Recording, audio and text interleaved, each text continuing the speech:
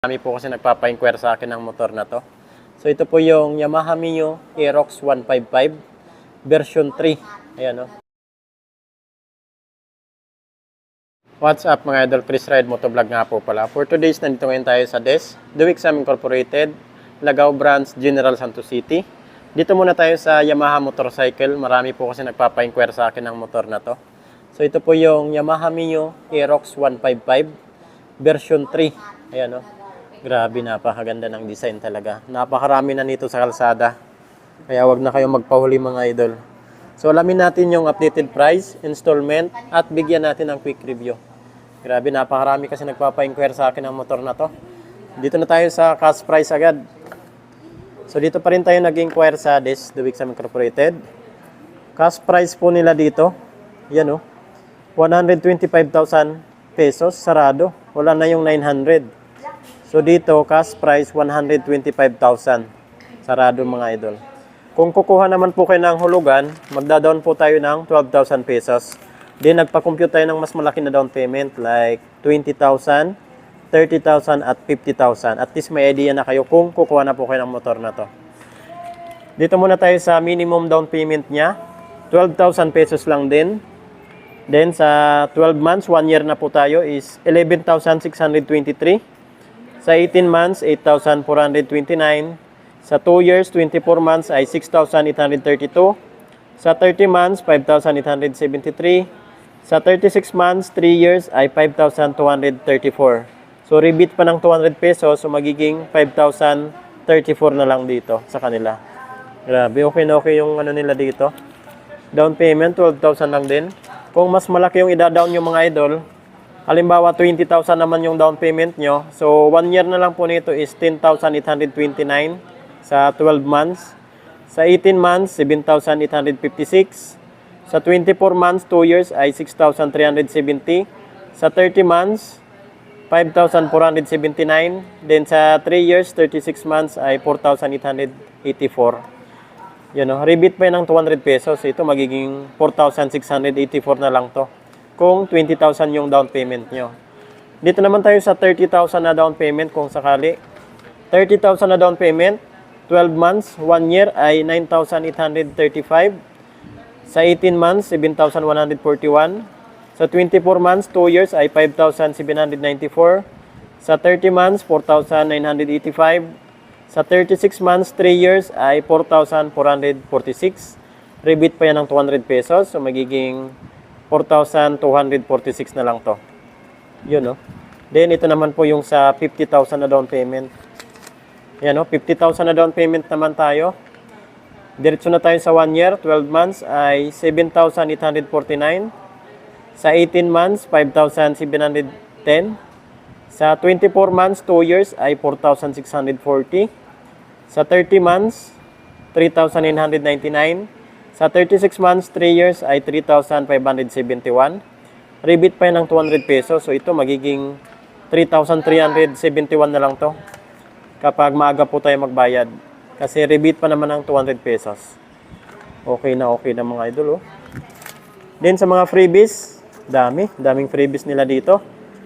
Free jersey, helmet, full tank gasoline. Ayan, napaka-importante na nito. Full tank gasoline, tapos TPL insurance, 3 years LTO registration. So yung down payment nyo na 12,000 pesos, malinis na po yan. Yan, kasi free naman po yung 3 years LTO registration niya. 12,000 pesos down payment, malinis na po yan. Siyempre, pagdating po sa makina nito, 155cc, naka 4 stroke, 4 valve, single overhead cam, at ang cooling system po nito mga idol ay liquid cooled. So, yan po yung radiator niya, yung cooling system niya. Napakaganda kasi liquid cooled. Parehas naka-hydraulic disc brake na. Napakaganda. Maganda yung suspension ng B3 kasi malaki na. Tapos, napakaganda niyan. Then, dito naman sa likod, yan, naka-dual shock pa rin po siya. Okay na okay ito mga pang-banking mga idol. Pagdating naman sa design, grabe. Sa lahat ng 155, 150 na scooter, ito po talaga yung pinaka-aggressive na design. Tapos yung katawan niya, grabe. So isa ito sa pinakamabinta pagdating sa Yamaha motorcycle. Dami nito sa kalsada na. Hindi pa nakabit yung visor niya dito. Ito naman napaka-brusco. Sporty ng looks. Napakaangas. Ayan o. Ito yung gustong-gusto ko dito, yung headlight niya. Ayan o. Naka-projector na siya. Tapos napakaganda niyan sa umaga tapos sa gabi. Ito naman po yung daytime running lights niya, signal light. Lahat po yan naka-LED na. Ito pala yung design ng kanyang front fender. Ayan o. Maangas talaga. Pagdating naman sa brake, hydraulic disc brake, single pot piston caliper. So ito wala po itong ABS. Pero yung ano natin, yung SP, may ABS po yun. So ito po yung standard, ito naman po yung SP. Ayan o. Ang laki ng difference nila sa price. Ang SP natin is 162,000. So dito 125,000 lang. Pero kung mas practical, dito na lang tayo sa ano na, standard. Talagang aggressive tapos maganda talaga yung performance ng makina nito. So parehas lang ito sa standard ng Yamaha NMAX. Ito yung airbox natin at ito yung CVT. Malaki no?